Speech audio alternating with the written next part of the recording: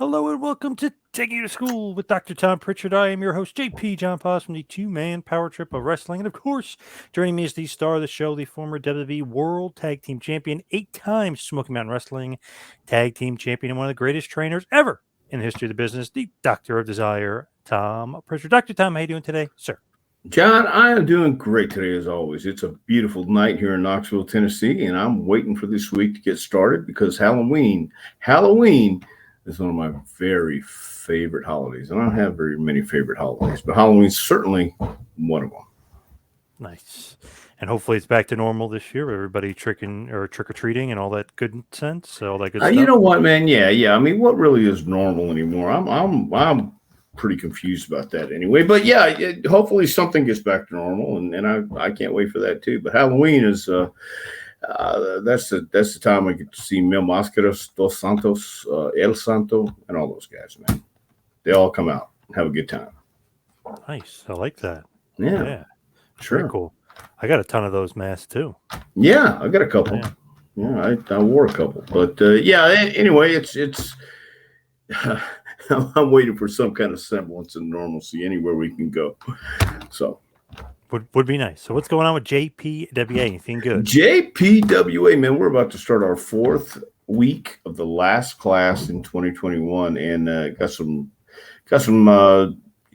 interesting people in this one, and a lot of potential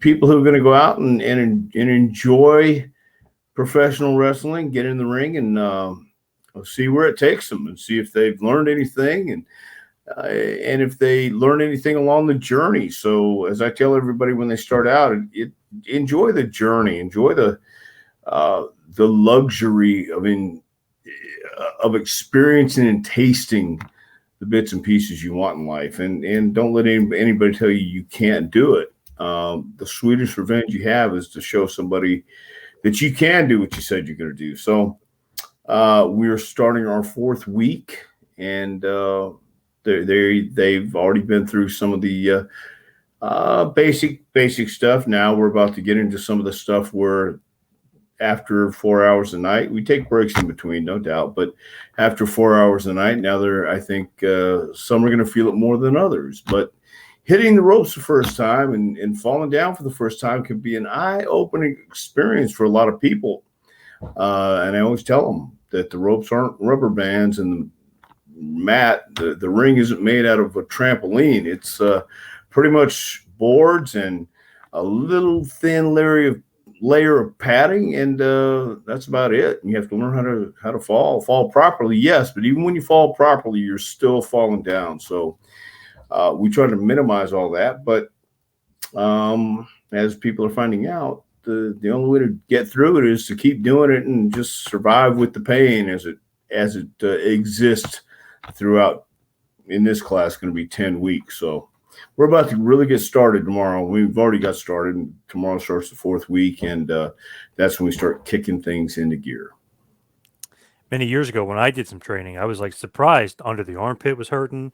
Yes. Funny, like your lungs, almost like your back, but it's kind of like your lungs are a little out of breath when you start taking those bumps. You're like, damn, like, whoa, this is a different feeling. A little different feeling. And the way I teach hitting the ropes is hitting it sideways with your right arm over the top rope. And so you're going to feel it on your ribs, on your side. And even if you haven't done it for a while, I'm guilty of it. Man, I haven't hit the ropes in a while. When you hit it the first time, you go, now I remember that feeling. I don't put it over in front of anybody else, but I'll tell you, you do feel it. Everybody feels it. It's just a part of what you go through if you want to get into professional wrestling or find out what it's about. But yeah, everything hurts if you take that first back bump and the breath just leaves your body and you can't get it back for about 10 minutes, and you're questioning your sanity.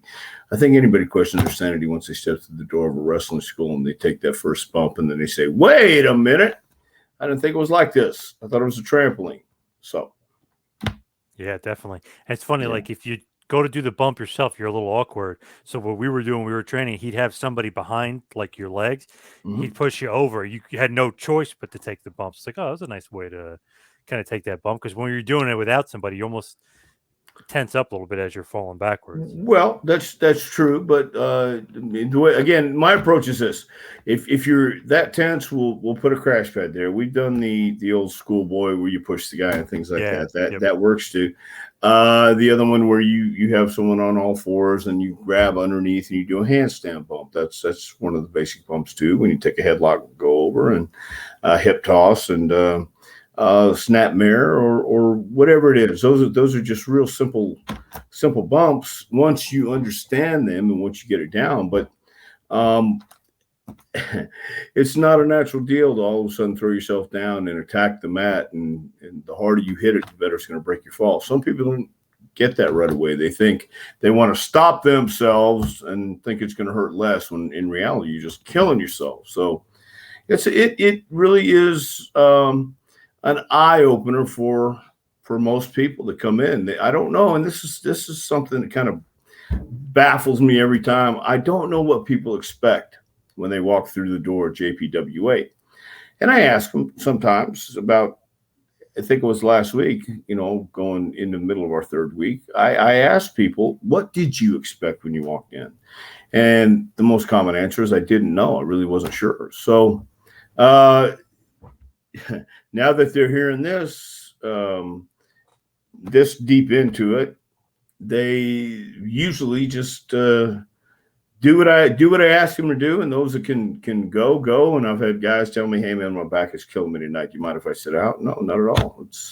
It's all up to you. It's your choice. And it only gets easier when you learn how to do this properly. And you've got to practice, and practice like you play, and have passion. And you really got to love this. Otherwise, every bump you take is going to hurt. I mean, a lot of people want to come in and have fun, just have the experience, and I understand that too. But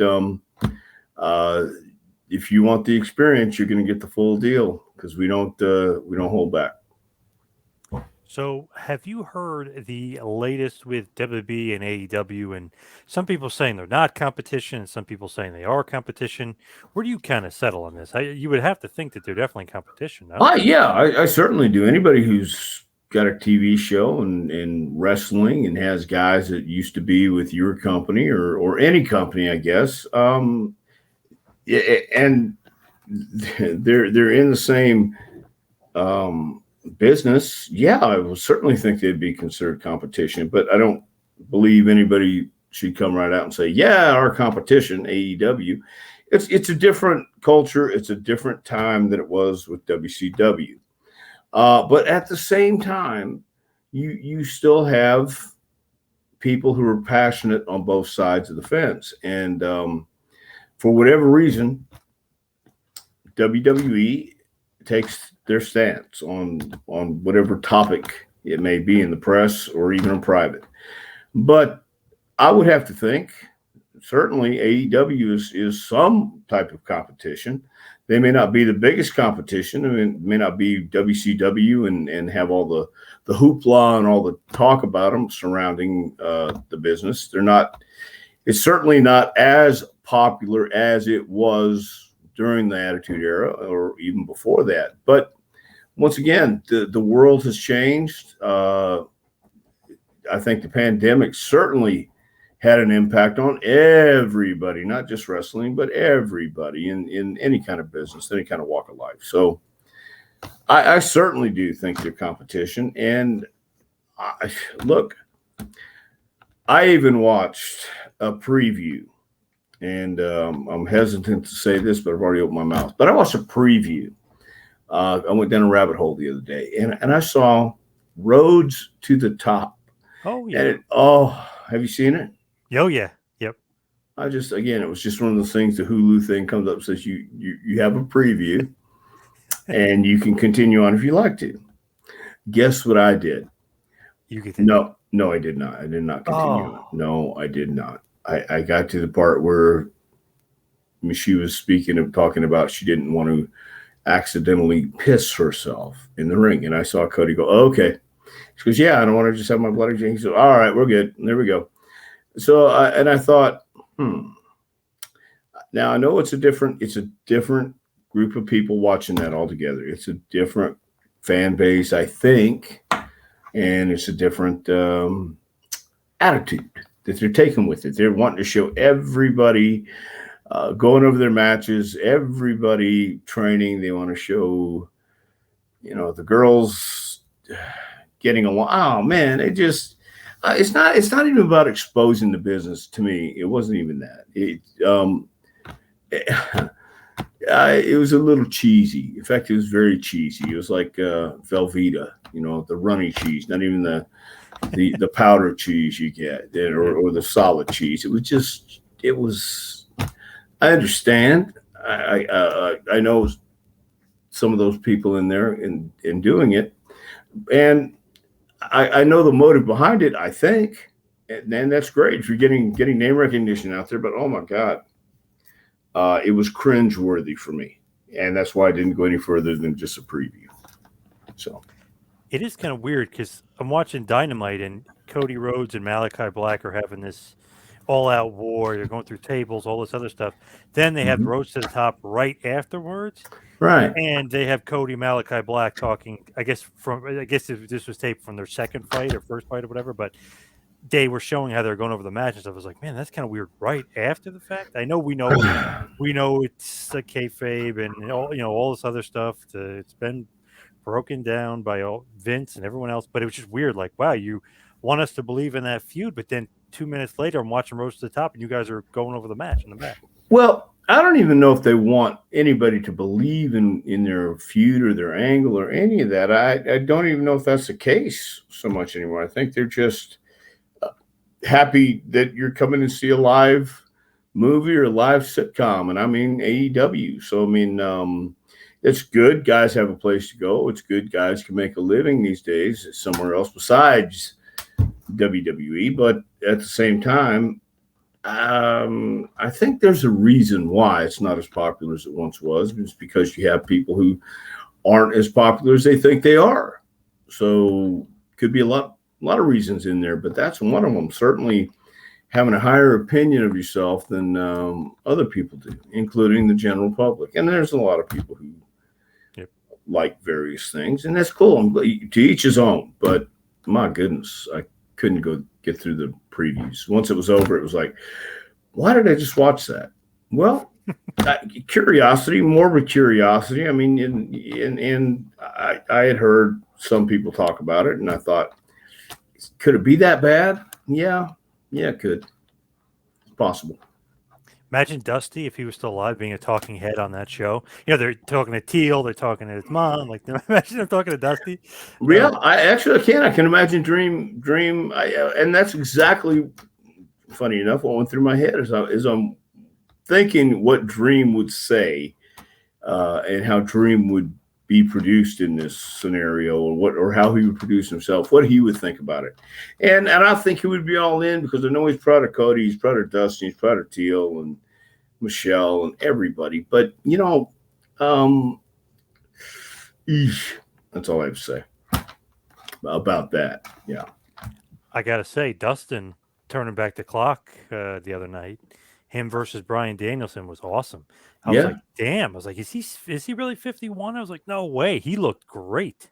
Yeah, Dustin does look great. He has been in incredible shape for the last 10 years. He's got really in great shape. Stayed that way, and more power to him too. I've always got along with Dustin.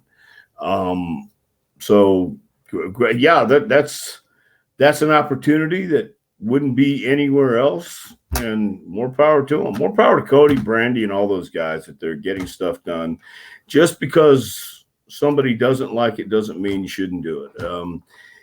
If it works for you, make it work for you. Make it work for everybody else, because sometimes it's just, if you put it on there long enough, people will maybe they will, maybe they won't. I was going to say people will accept it as what it is. But what is it is my first question. Tell me what it is. I mean, what's I'm not a big fan of reality TV anyway. Yeah. And some people are, that's great. But here's a secret. I don't know if we can tell you. It's not really reality TV. It really is. Once it's on TV, it's pretty much scripted. Yeah, and you can see the credits. There's writer credits. Like, why would you Right. need a writer on a reality show? So yeah. So what are we watching for? Is it the acting skills? Well, I don't know. What is it? The Big Bang Theory, I think, is a little bit better for that. So, but that's not a reality show. I think Pawn Stars is probably a better reality show, and that's scripted too. But everything's scripted; it's all a work. And I keep saying that. My God, I don't want to It be. really is. I don't want to be a cranky guy, but at the same time, it's like put on better stuff, please, if you can, and if you can't, that's okay too, because it could be one of those guilty pleasures, and I'm okay with that too. With Rhodes to the Top, I think it's doing 400,000 viewers. It only did 6 episodes, which people were saying wasn't good, but it for the reality shows, I guess it was doing good or right in line with other reality shows like Total Divas, Where They Land, and Miz, and all these other shows. So I guess it was doing okay because I think it's going to get re-upped. I think they're going to come back.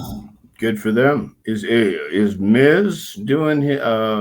Yeah, they're Is he back for doing? third season. Is he doing better than Rose to the Top or no? I believe they're in a better time slot as far as I knew, Oh, because I think Rose to the Top is on like 10 o'clock or something. And yeah, it's usually after whenever AEW is on. So I think Miz probably does 800,000 or something like that, if I remember correctly. But right. Miz on USA might have a better time slot, so I'm not really sure. Well, no matter how it's positioned that way. So I mean, Yeah. if it's meant to be uh, meant to have a better time slot, it will. But Yep. obviously not. So we'll have to wait and see. I don't foresee watching any future episodes, although I might get curious again. But I'm not that curious anymore. I already want to me. It only takes one time to see it, and I got the gist of it. And they're not that important to me. But what about Cody? You gotta love him, no? He's got this. Why the fans are booing the hell out of him? He doesn't want to turn heel. Well, I don't think he may not want to turn heel, and that's okay too. But yeah, I don't know. I've always thought Cody was a talented guy. I really, really did.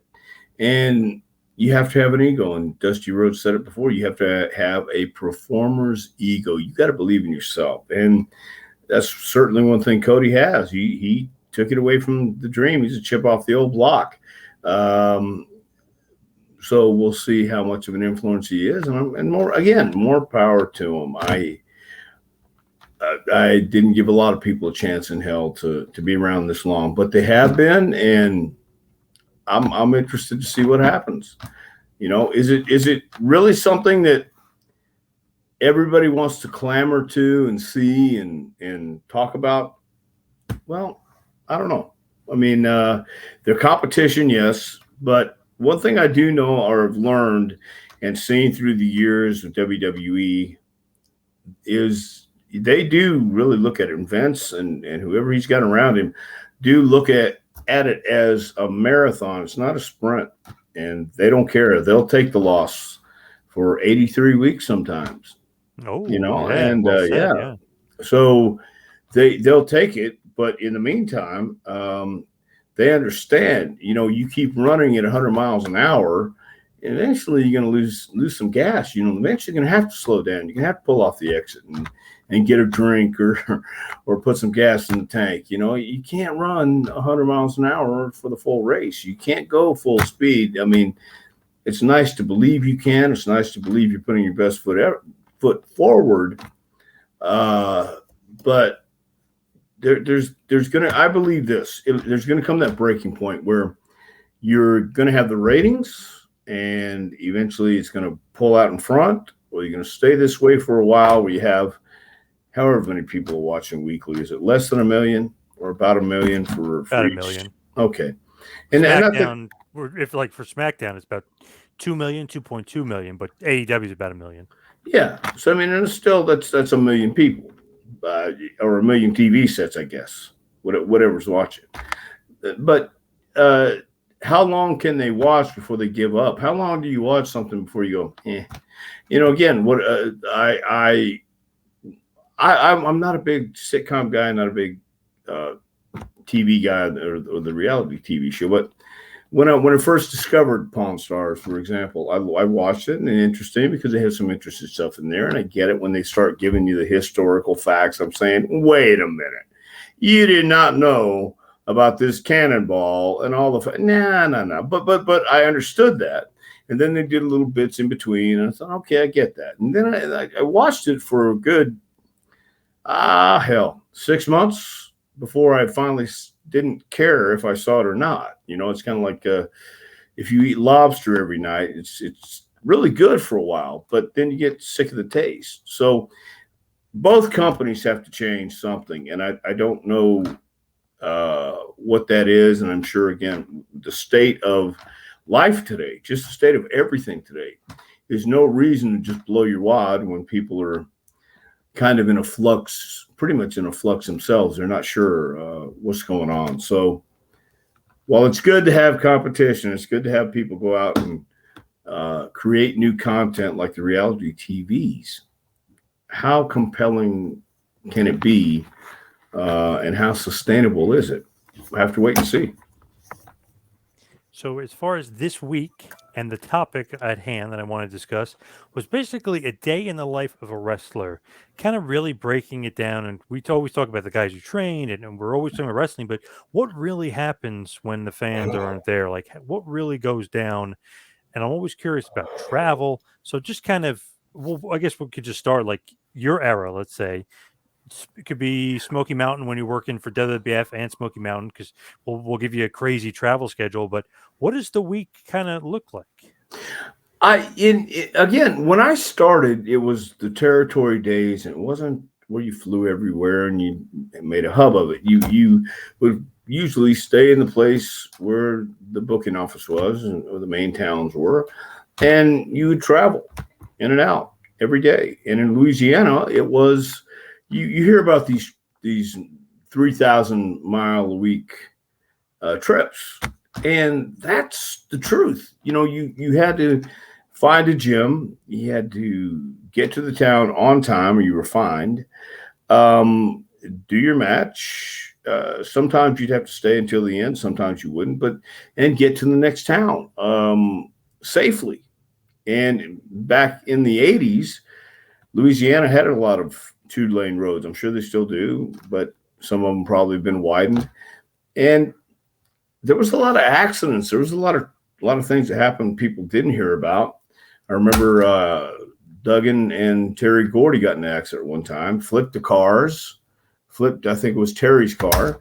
And when they came to, they looked at each other and hugged each other and said, "Oh, we made it. We're alive." It was like, okay, you weren't really that upset about it, but you were that was the attitude back then. You were a road warrior back then. You knew that was your life. And the cool thing about it, when I started, I wanted to be on the road. I couldn't think of a better life, a more adventurous life than going from town to town, do your thing, go out, wrestle, come back.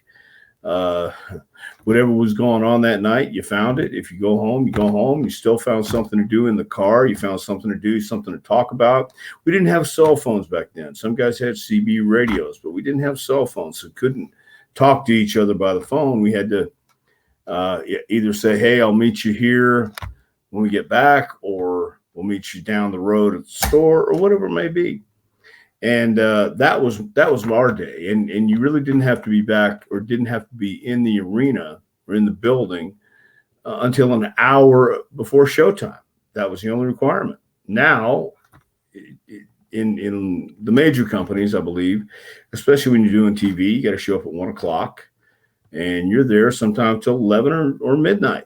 And it can be a rugged schedule if you've never done it, and if you don't know what the road's about, which nobody does until they get on it. And it's a different mindset these days.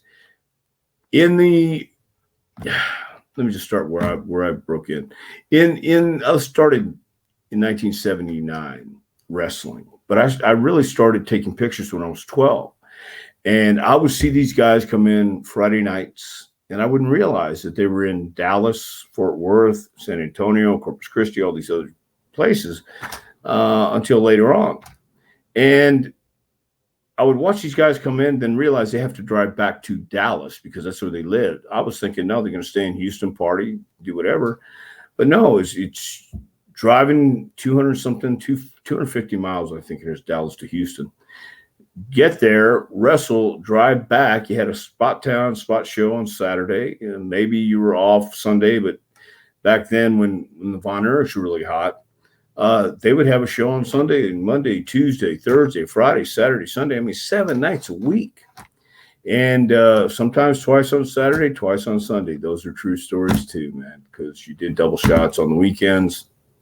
And you for the guys who loved it, you loved it. For the guys who didn't know how to handle it, they couldn't handle it. You learned how to bide your time. You learned how to have fun. You learned how to tell stories. You know, that's a huge element that's missing today. These days, especially if you're working for WWE, you can live wherever you want. And most of the guys live in Tampa because Tampa's a great airport. You can go, and that's the hub for pretty much anywhere you really need to go. Knoxville, you have to fly to Charlotte or DC or hell, go to Dallas to come back up to Altoona. But a lot of the guys figured out the best place to live. Florida doesn't have any state taxes either. So, I mean, it became that. It became, now you're working for a major company, WWE. You're going to get on the plane, fly into a central location, probably the first shot that you worked that night, fly in, and you want to get, most of the time, you would get the first flight out so there were no delays. Because once you miss that first flight, you were at the mercy of the airlines. And there have been many times, more than I can count, that I would be booked on the first flight and be delayed. That first flight either wouldn't get in, have mechanical problems or weather, whatever it may be, on either side you're going to. And you'd have to wait sometimes 3 hours. Whatever the delay was, you were at the mercy of the airlines. And I think that's still true today. You go to the airport, 5 o'clock in the morning, 6 in the morning, which means you have to get up at 3 or 4, whatever it is, however far you're away from the airport. Get there, catch your plane. Back then, if you were on a 4-day loop or 2-week loop, you had to take a bag with you and check it. Sometimes your bag made it, sometimes it didn't. That's the other part of traveling, and you get on the plane and you either tried to sleep, read a book, or just chilled. And more times than not, I got on the plane and just laid back and tried to crash, and would meet JBL and Dutch Mantel in the city where we were going to hook up and drive. And those were my riding partners for a while. But once you got there, if you haven't already been to the gym, you needed to either go to the gym, take a shower there, go to the building, find a room, or travel to the next town that night. And that was an everyday deal. The guys who had appearances, you had to make those appearances, whether it was TV or radio or local promotions, anywhere they wanted you to be. That is a responsibility. And it sounds really glamorous in the beginning.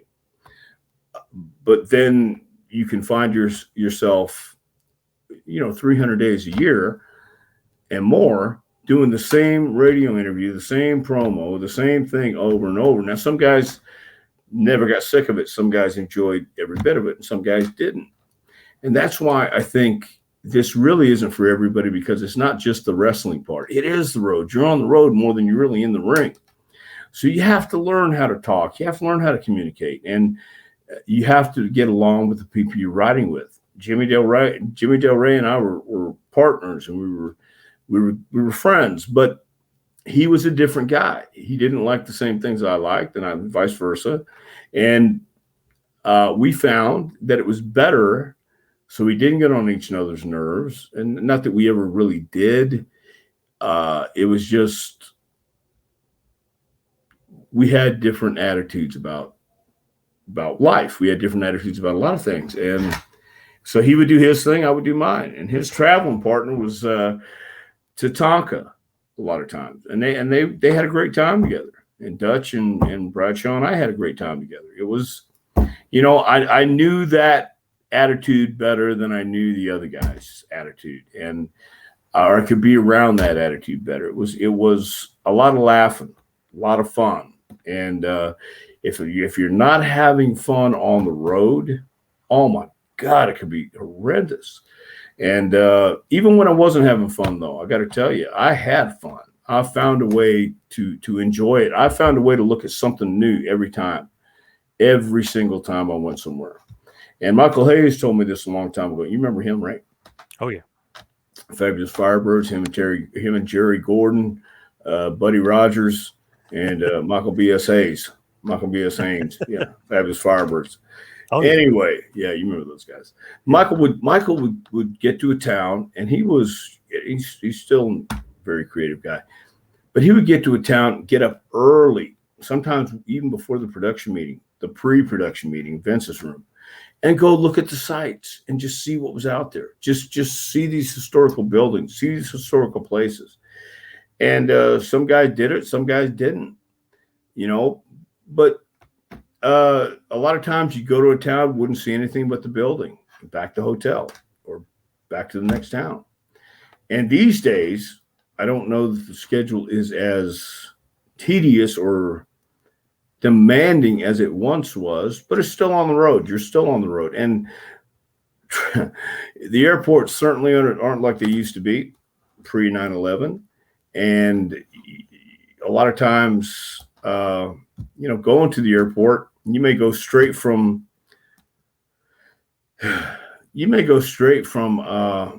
helping, the blind, crippled, and crazy people, doing charity work all night long, and leave that location just in time to catch your plane, go in the bathroom, brush your teeth, put some splash of water in your face, and people still look at you with horror on their face because they're wondering what the hell and where's this guy been, and a bunch of guys just coming in from the bar or straggling in, barely making the flight. That was a little more common back then. But again, it was a way to cope. I don't want to say it was a coping mechanism, although I'm sure it was, but it was a way to pass the time, be a part of the crazy business of professional wrestling, which is show business. And it wasn't a normal job. I mean, and it's still not. But when I was coming up, it was a lot of cars and not so much flying.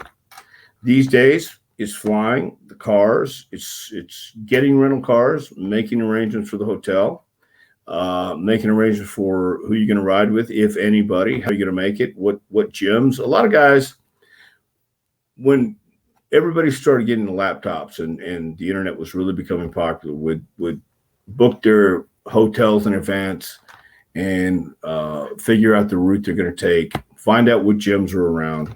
Some guys were very organized like that. Other guys, man, we'd meet at the airport, get the car, go grab something to eat, hit the gym, go to the show. If we didn't want to hit the gym, found a room, and then we're going to leave the next day. But I don't know. These days, everybody is a lot healthier, a lot smarter, and not staying out doing charity work until 5 a.m. at Desperados or the Stampede or Cotton Eye Joe's or whatever cantina you wanted to frequent.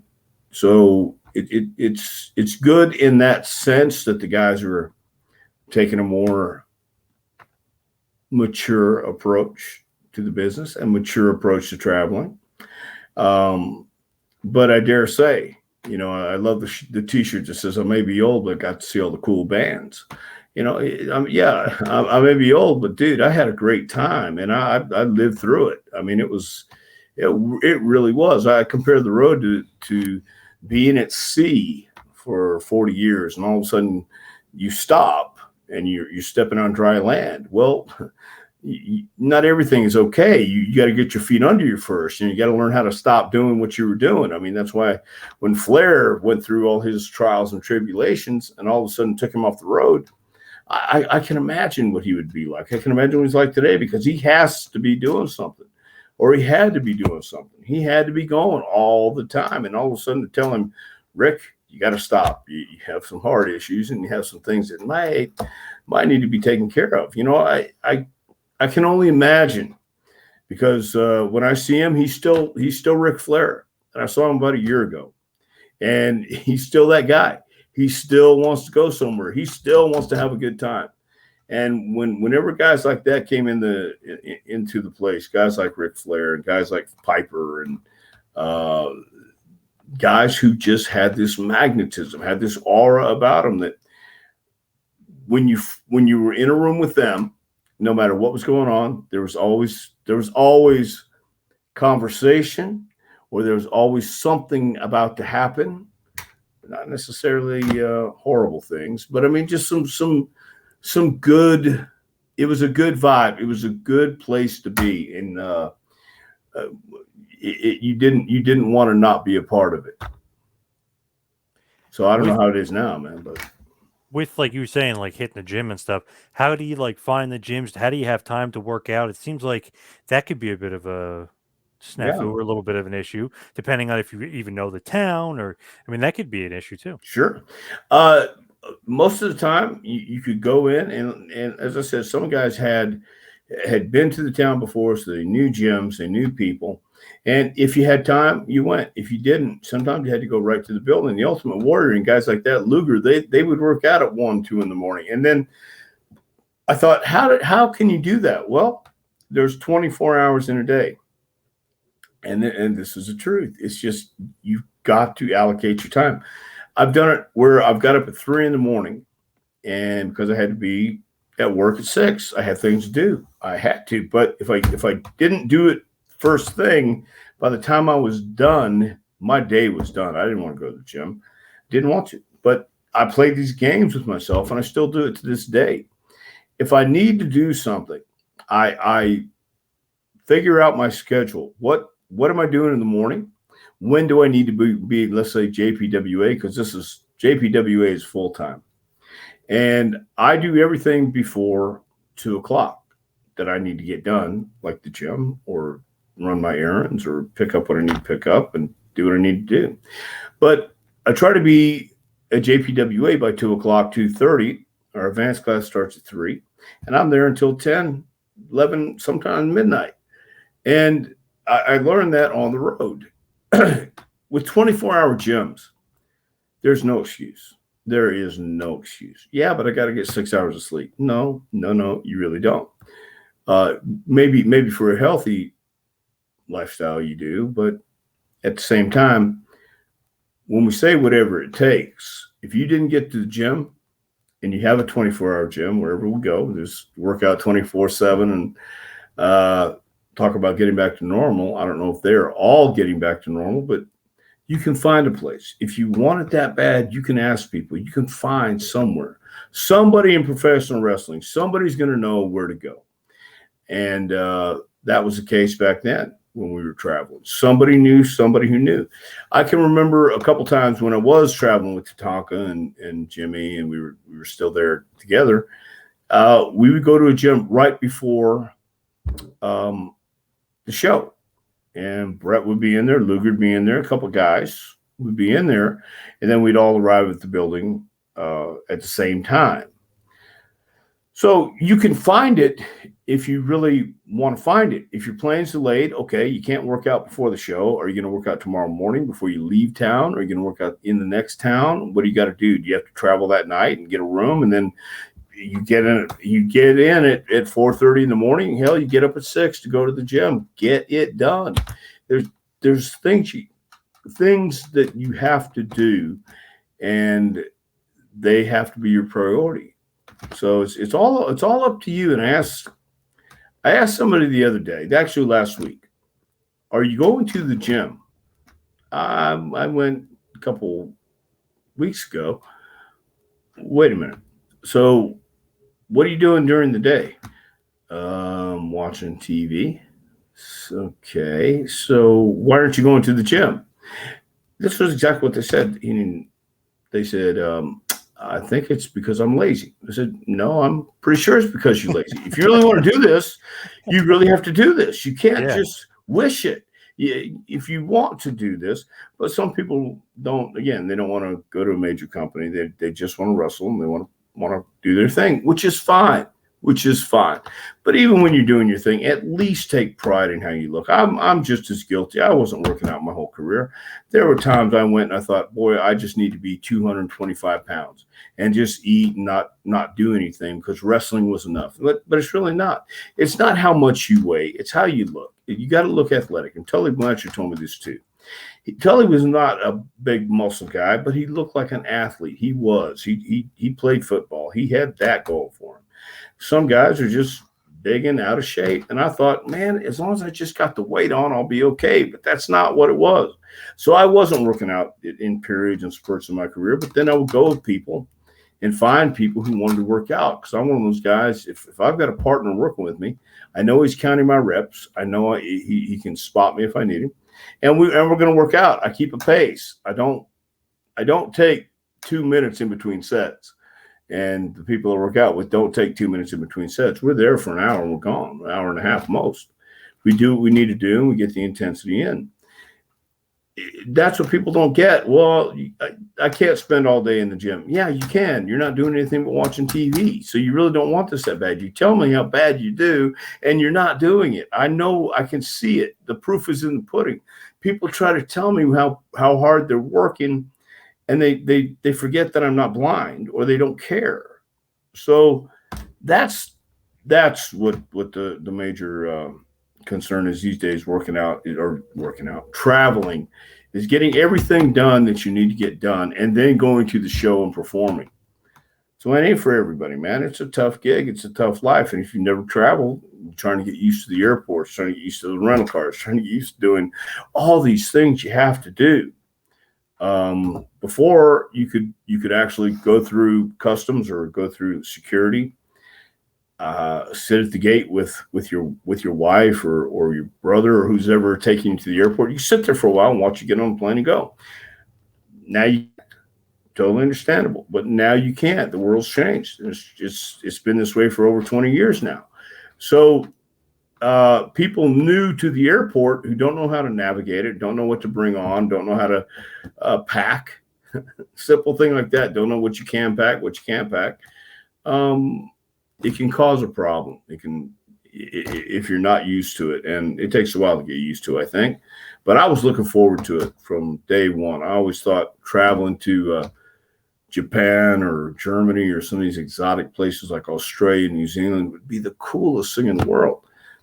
And you get on the plane and you realize every time I went to Japan, I went business class and the office paid for it, except one time.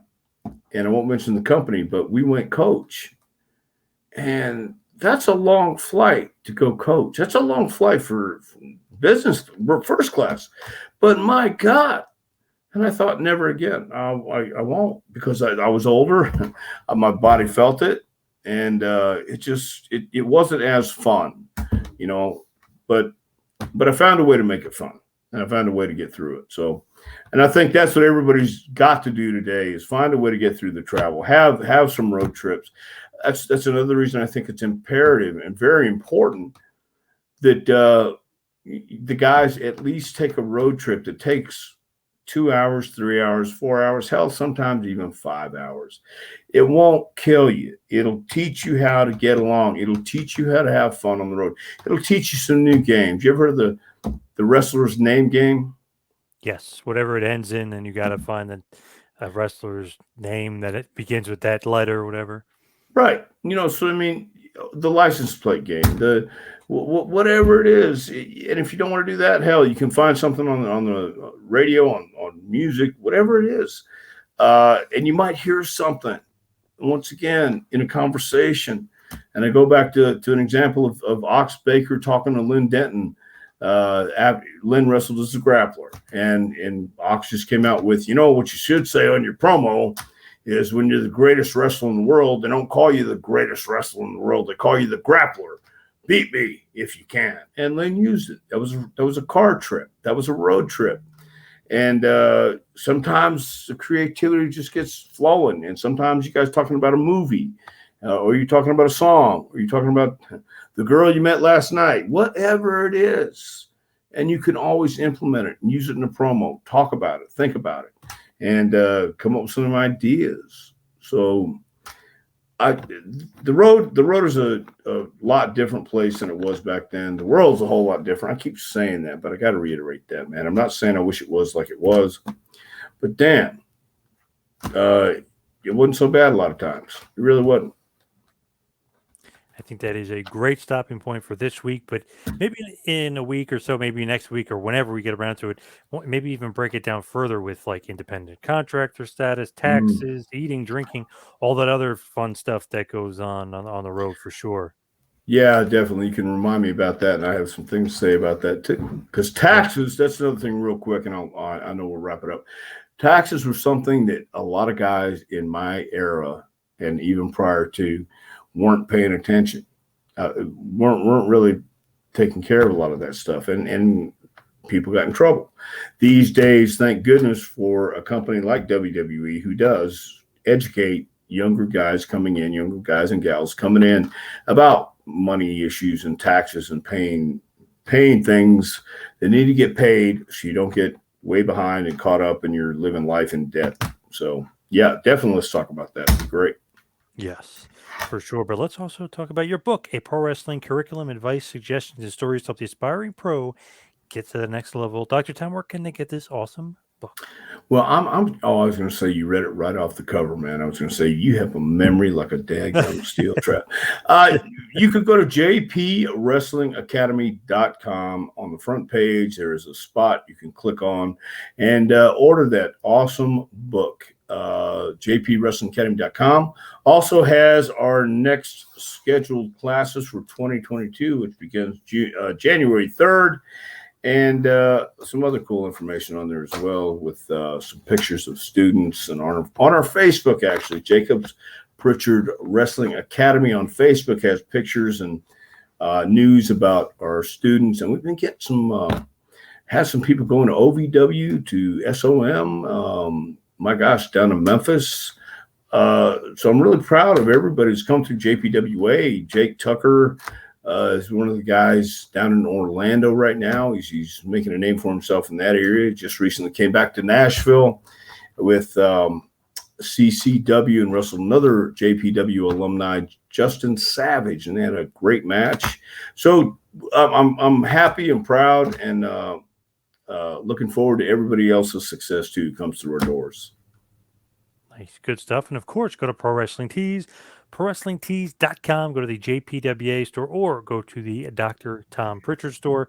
Check out Dr. Tom on Twitter at Dr. Tom Prichard. You can check me out on Twitter and Instagram at 2Man Power Trip. Check out the website, tmptempire.com. Dr. Tom, what else you got going on? I know you got WrestleCade. Anything else going on? Well, I got WrestleCade Thanksgiving. Michaela Terry from Imagine Wrestling will be joining us.